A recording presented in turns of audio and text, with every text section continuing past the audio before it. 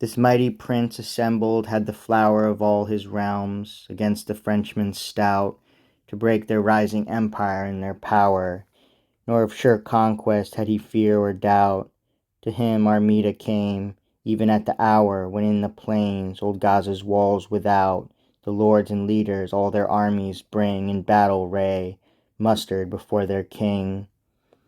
He on his throne was set, to which on height who clomb 100 ivory stairs first told, under a pentise wrought of silver bright, and trod on carpets made of silk and gold.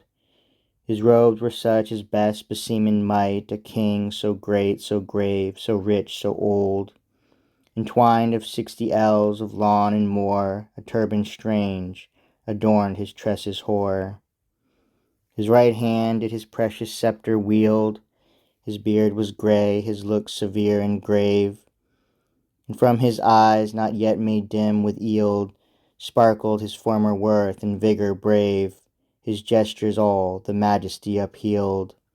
And state, as his old age and empire crave, so Phidias carved, Apelles so, pardie, erst painted Jove, Jove thundering down from sky.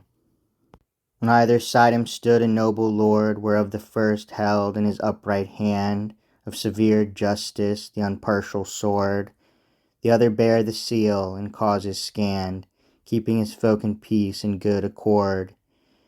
And termed was Lord Chancellor of the land, but martial was the first, and used to lead his armies forth to war, oft with good speed.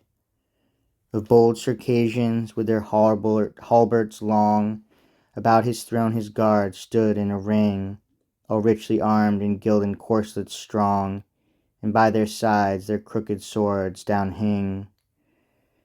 Thus set, thus seated, his grave lords among his hosts and armies great beheld the king, and every band as by his throne it went, their ensigns low inclined and arms down bent. Their squadrons first the men of Egypt show, in 4 troops, and each his several guide, of the high country two of the low which Nile had won out of the salt sea side. His fertile slime first stopped the water's flow, then hardened to firm land the plough to bide. So Egypt still increased, within far place that part is now where ships erst anchor cast. The foremost band the people were that dwelled in Alexandria's rich and fertile plain, along the western shore, whence Nile expelled the greedy billows of the swelling main. Eraspis was their guide, who more excelled in wit and craft than strength or warlike pain. To place an ambush close, or to devise a treason false, was none so sly, so wise. The people next against the morning rays along the coast of Asia have their seat.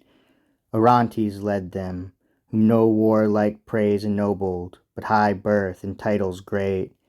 His helm ne'er made him sweat in toilsome frays, nor was his sleep e'er broke with trumpet's threat.